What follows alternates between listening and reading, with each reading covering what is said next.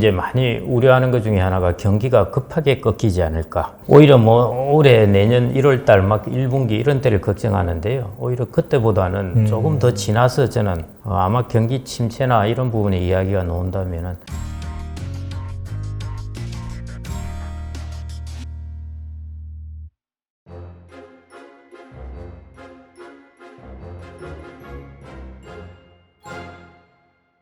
네, 미래에셋 자산운용의 김경록 고문님 모셨습니다. 안녕하세요. 예, 안녕하세요. 네, 김경록 고문님 모시고 최근의 시장 상황 그리고 현재 약간 금리가 오르면서 이 퇴직연금에 관한 관심도 상당히 좀 많이 대두가 되고 있는데 그 부분에 대해서 한번 전반적으로 알아보는 시간을 갖겠습니다.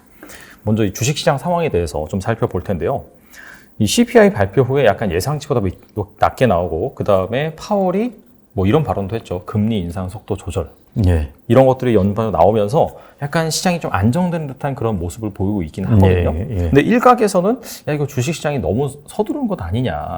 사실 최종금리 수준 같은 경우에 분명히 예전보다 더 높아질 텐데 그런 우려가 있어요. 그래서 고모님이 생각하시기엔 어떻게 보시는지 궁금합니다. 뭐 거의 질문을 하면서 답을 다 해주시는 것 같은데. 예, 뭐 주가는 저는 로컬하게는 뭐 좀 더 올라갈 수가 있겠죠. 당연히 올라갈 수가 있겠는데요. 지금 여기가 너무 서두른 느낌도 있겠는데, 저는, 물론 그 내년 경기 침체 이야기가 남아 있으니까요. 근데 경기 침체라고 너무 심각하게 생각하실 필요는 없을 것 같습니다. 그래서 경기가 마일드하게 좀 이제 다운되는 그런 국면은 거칠 것 같은데요. 그래서 이제 그러기 때문에 이제 걱정되는 것은 오히려 사람들이 이제 물가도 막 떨어지고 그 다음에 바로 이제 금리도 인하 모드로 들어가고 뭐 이런 쪽에 이제 분위기가 형성될까봐 그게 이제 조금 걱정스럽고요. 그래서 이제 뭐 주식이라든지 자산 가격 부분에서 조금 오를까 하는 부분이 걱정되고, 그 이야기는 내년에 생각보다 이제 물가가 떨어지기는 하지만은 금리도 피크는 치지만은 치고 이제 떨어지겠죠. 당연히 떨어질 텐데 생각보다는 그 속도가 빠르지 않을 것이고, 그 다음에 또 한 번에 이제 물가에 대한 아직도 우려가 조금 남아 있기 때문에요. 그런 부분 때문에 주식시장이 이제 좀 서두른다 하는 느낌을 가질 수 있을 것 같습니다. 저도 그런 면에서는 이제 서두른다는 좀 느낌을 가질 것 같고요. 그 서두른다는 것은 지금 당장 서두른다는 것은 아닐 거고, 지금은 일단은 호재죠. 일단 물가 상승률이 꺾일 걸 사실은 이미 예상을 했었는데 한 2개월 정도 늦게 나타났고 속도도 좀 생각보다 늦고 해서 이 정도밖에 안 올랐는데요. 뭐 이제 피크아웃은 하지 않았겠습니까? 이제 그쯤은 하고 이제 떨어질 것 같습니다. 물가는 작년 CPI는 떨어질 것 같은데, 근데 이제 2%대 존에 들어와야 이제 확실하게 자기들이 타겟하는 물가 상승률은 되니까요. 아직 그런 수준은 이제 멀었다는 것이고, 그렇다면 이제 그게 내년에 가서 이제 경기의 둔화하고 이제 물가하고 이런 부분이 막 충돌을 하게 될 텐데요. 그래서 이제 조금 이야기하는 거가 이제 경기는 어느 정도 마일드하게 둔화되는 국면으로 접어들지만은 물가는 생각보다는 이제 덜 떨어질 것이다 하는 것. 그리고 이제 물가가 지금 이제 좀 떨어지면은 이제 실질 소득은 좀 증가하고, 그렇게 되면은 또다시 소비 같은 게 이제 조금 일어날 수 있고 하면은 그런 부분이 이제 임금 상승률 부분도 있고, 그 다음에 렌트료가 오르는 부분들이 이제 이게 시차를 두고 이제 반영이 되거든요. 그게 이제 내년 정도에 반영될 부분이 미국 같은 경우는 이제 렌트료 같은 것들이 그게 CPI에서 거의 뭐 40%를 차지하는 정도로 비중이 높으니까요. 그거하고 이제 임금 이런 부분들이 아직 이제 반영되는 부분이 남아 있습니다. 지금은 이제 우리가 그 원자재 가격 뭐 이런 것들을 이제 안정되는 부분들을 이제 바라보고 있는 것이고요. 그래서 생산자 물가 떨어지고 하는 거 그거 바라보고 있는데, 이제 이 부분이 아직 내년에 남아 있어서 생각보다는 이제 조금 덜 떨어지는 그런 모습이라서 내년쯤 뭐 내년이 1분기가 될지 뭐 2분기, 3분기가 될지 모르겠는데요. 그때쯤 한번 물가에 대한 우려 혹은 그것 때문에 생각보다 금리를 빨리 인하하지 못한다. 우리가 영어로 플래투라고 그러죠. 이제 개마고원처럼 이렇게 피크를 치고 내려온 모양이 있을 텐데 올라갔다가 개마고원처럼 가고 떨어지는. 인데 이게 그냥 이렇게 그 에베레스트 산처럼 이렇게 올라가는 부분 같으면은 충분히 지금은 좋은 상황이죠. 경기가 아주 침체도 아니고 둔화되면서 이제 금리를 인하할 수 있으면 아주 좋은 상황인데, 그게 아마 약간은 이렇게 어느 정도 고원을 좀 달려야 되지 않을까 하는 게 내년에 조금 변수로 작용할 것 같습니다. 예. 그래서 뭐 지금은 이 금리가 물가가 일단은 이제 원자재 가격하고 이런 부분이 꺾였다는 것에 대해서는 뭐 이 정도 반응하는 것은 맞다고 보는데요.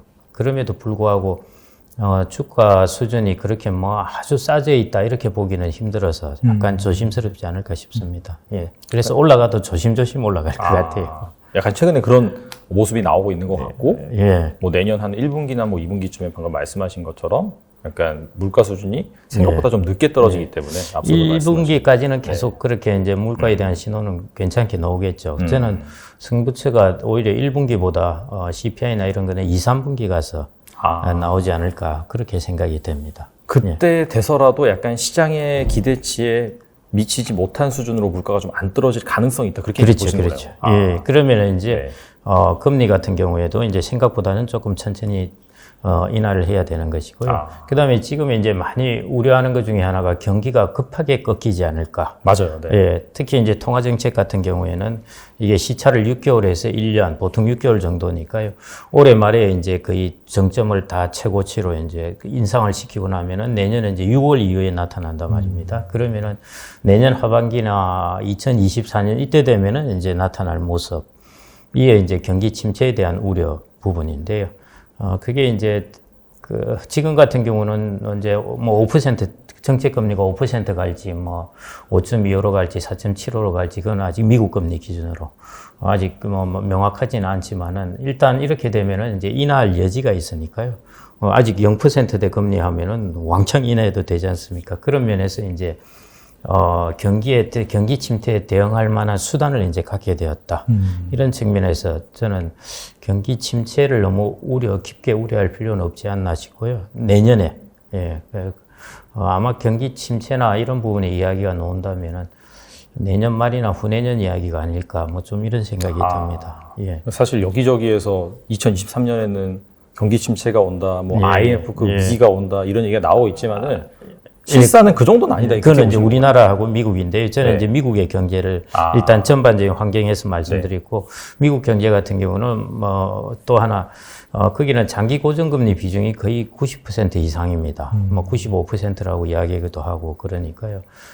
그리고 이제 이게 다시 매년 리발빙 되는 게 그거에 한 7% 정도니까요. 사실은 새로운 금리를 적용받는 사람들, 이 높은 금리를 적용받는 사람들의 비중은 아주 낮다는 것이거든요. 그러니까 이거는 천천히 스무스하게 미국은 영향을 받게 되니까, 가계 부채에 대해서 금리가 인상한 것들, 모기지 금리가 대폭 인상됐죠. 그 금리만 보면은, 야, 미국의 가계부채 가진 사람들, 주택 모기지 가진 사람들 다 박살이다. 이렇게 생각이 될 텐데요. 그건 아니거든요. 그게는 고정금리 연동되어 있으니까요. 거의 90% 이상이. 그러니까 이건 천천히 영향받으니까 생각보다는 이제 덜 영향받는 것이고요. 대신에 이제 우리나라 같은 경우는 아시다시피 내년에 가면은 거의 모든 사람들이 거의 이제 변동금리로 대출받은 거의 대부분의 사람들이 이제 내년에는 다 금리 오른 것에 적용을 다 받게 될 겁니다. 그래서 우리나라는 이제 그 타격이 상대적으로 큰 거죠. 지금 이제 이번 국면에서 미국과 다른 나라들의 약간 어떤 경제 강건함의 차이가 나타나는데요. 유럽하고 일본, 우리나라, 뭐 영국 이런 쪽과 미국하고 좀 차이가 나죠. 일단은 미국은 원자재 면에서도 원유를 생산하니까 거기 면에서도 이제 괜찮은데 우리나라, 일본, 유럽 다 수입국이 되니까요. 제일 타격을 많이 받게 되고 영국도 거의 변동금리부 대출이니까 이 금리 상승에 대해서 거기도 뭐 가계가 아주 취약하고요. 우리도 아주 취약하고 이제 그런 국면입니다. 그러니까 미국이라는 나라가 어떤 경제 구조가 형성되어 있는 거하고 영국이나 유럽과 우리나라가 경제 구조가 형성되어 있는 게 달랐어요. 이번처럼 0%대 금리에서 저렇게 미국이 거의 5% 가까이, 포인트 가까이 올리게 되면은 미국에 비해서 다른 나라들이 많이 좀 타격을 받습니다. 네, 그래서 저는 이제 그나마 미국이 이제 전 세계 경제의 거의 뭐 4분의 1 정도는 차지하고 있으니까요.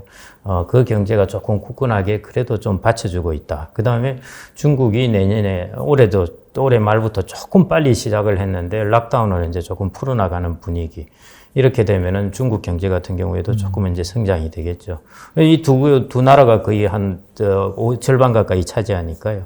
그 부분이 조금 내년에 받쳐줘서 그나마 다른 나라들, 우리나라 같은 경우에는 우리나라 내수 측면에서는 안 좋지만은 그나마 수출이라든지 이런 측면이 지금 계속 안 좋아지고 있죠, 사실은. 네. 무역수지 적자, 경상수지 적자까지 이제 연결되는 이런 부분이 내년 가면은 뭐 조금 중국 경제만 좀 좋아지면은 조금 그게 괜찮아지지 않을까 그렇게 생각이 되는데요. 근데 가계부채로 인한 내수 측면은 꽤 내년에 타격을 많이 받을 듯합니다. 정리를 해보면 그런 거네요. 그러니까 우리나라 같은 경우에는 변동금리 비중이 높다 보니까 예. 사실 미국 수준까지 금리를 올리지 않는다 하더라도 그 충격이 훨씬 더 더한 거고. 예, 훨씬 큽니다. 저 같은 경우에도 대출금리가 갱신하니까 2배 올랐더라고요. 예, 훨씬 크고요. 네. 예, 아유, 대단합니다. 그리고, 올해 거의 이제 피크가 좀 되겠죠. 네. 일단, 향후 6개월을 보더라도 올해가 거의 피크가 될 것 같은데요. 그게 보통 어떤 사람들은 6개월 단위로 재조정한 사람들도 있고 1년 단위로 조정한 사람도 있고 한데요. 그렇게 보더라도 내년 가면은 거의 대부분의 사람들이 이제 이게 최고로 오름금리의 적용을 우리는 다 받게 되거든요. 지금보다 그때 한 1개월 전에 나왔던 뉴스가 한 36조 원인가 이자를 더 부담하게 되었다 하는 것인데요. 내년에 가면은 이게 이제 더, 그 나머지 아닌 사람들도 적용받게 되고 하면은 이렇게 대충 통밥으로 본다 하더라도 5, 60조는 더 부담하게 되는 셈이죠. 그래서 우리나라는 가계부채 문제가 항상, 주택담보대출 문제가 은행의 건전성에는 별로 영향 안 줍니다. 우리나라는 거의 LTV가 50% 이하인데요. 저축은행 말고 시중은행은요. 주택 가격이 얼마나 떨어져도 괜찮죠. 그러네요. 예, 그래서 우리나라는 이게 소비에 영향을 주는 겁니다. 그래서 반드시 가계 부분의 소비는 내년에 영향을 받을 수밖에 없고요. 특히 젊은 사람들이 이제 소비 성향이 좀 높은 편이죠. 아무래도 지출해야 될 게 많지 않습니까? 결혼도 하고 등등 해서. 근데 그쪽이 지금 타격을 많이 받고 있죠. 연끌 이런 것 때문에 거의 연령대별로 보면은 거의 4분의 1, 4분의 1 정도로 주택담보대출을 가지고 있거든요. 그래서 그런 부분에서 이제 영향을 내년에 소비에 받을 수밖에 없다. 이미 지금 영향받고 있을 겁니다. 그게 이제 내년에는 확산되는 거죠. 예. 정리하면 딱 그런 것 같네요. 그러니까 경기 침체가 온다는 거는 사실 우리나라일 가능성이 높은 거고, 말씀하신 것처럼 내수 경기 침체로 인해서. 그렇죠? 근데 사실 방금 말씀하신 것처럼 미국이 생각보다 경기가 좀 견조하고, 그 다음에 중국에서 이 제로 코로나 방역 완화, 이런 것들로 인해서 사실 기저효과잖아요. 워낙 올해 너무 안 좋았기 때문에 좋아진다라고 한다면은 수출 시장에서는 회복이 나올 맞습니다. 거고, 그걸 자산 시장에 대입을 해본다면은 사실 이 내수 중심의 부동산 시장 같은 경우에는 여전히 좀 침체될 가능성이 있지만은 주식 같은 경우에는 좀 바닥을 다지고 좀 반등할 수도 있다. 그렇게 볼 수도 있겠네요. 그런데 조심스럽게 올라갈 겁니다. 조심스러울 것 같고요.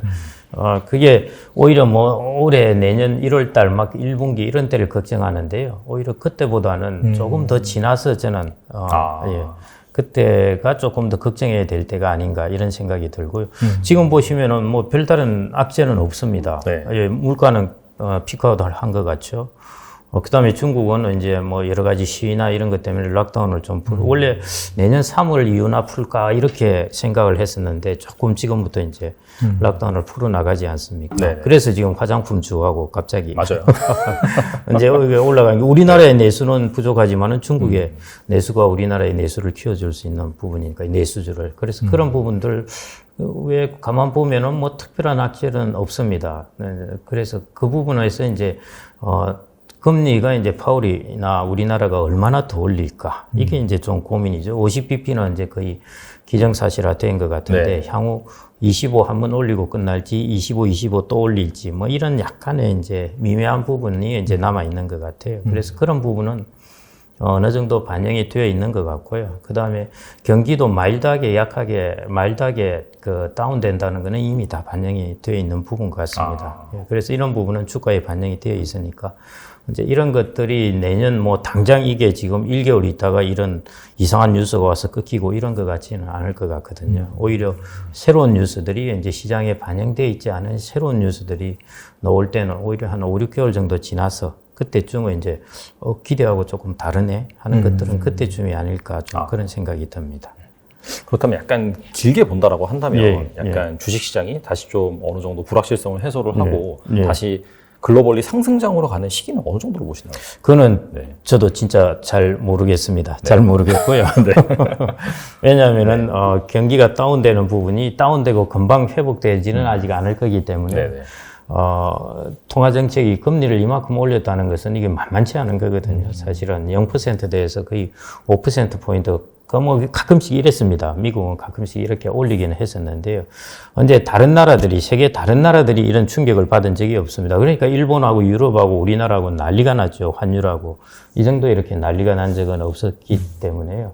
그래서 경기의 다운은 어느 정도 피할 수가 없을 것 같고요. 그게 내년 초에 나타나는 것은 전혀 아닐 것 같고, 예, 그게 통화정책이 원래 시차가 한 6개월 이상 걸리니까, 네. 예, 그래서 내년에 이제 중반을 넘어가서 나타나지 않을까 싶습니다. 그런데 그거의 깊이가 어느 정도 될지, 그거는 아직은 이제 현재는 슬로우 다운 이 정도인 것 같고요. 근데 그거보다 더 깊어질지 어떨지는 조금 더 두고 봐야 될 것 같습니다. 예. 결과적으로 이제 내년에서 전반적으로 시장에서 예측하는 상반기의 침체, 이거는 좀 아닐 가능성이 있지만은 그 이후에 나타날 거고, 사실 그 이후에 이제 강도가 얼마나 세질지는 사실 가봐야 알겠죠. 워낙 그래서 이제 일이기 그런 면에서 실물 경제의 움직임이나 물가의 움직임을 저는 이제 주가가 너무 바쁘게 반영한다기보다는 시장에서 실물 경제나 물가의 움직임을 너무 바쁘게 반영하지 않나. 물가도 빨리 이제 피크아웃하고 빨리 계속 떨어질 거라고 보고 경기도 그래서 빨리 안 좋을 거기 때문에 금리도 빨리 인하를 할 거고 등등 이런 것들이 이제 기본적인 베이스라인 시나리오를 조금 성급하게 보고 있는 것 같은데요. 그게 조금 연장돼서 가는 모습이 아닐까 저는 그렇게 보고 있습니다.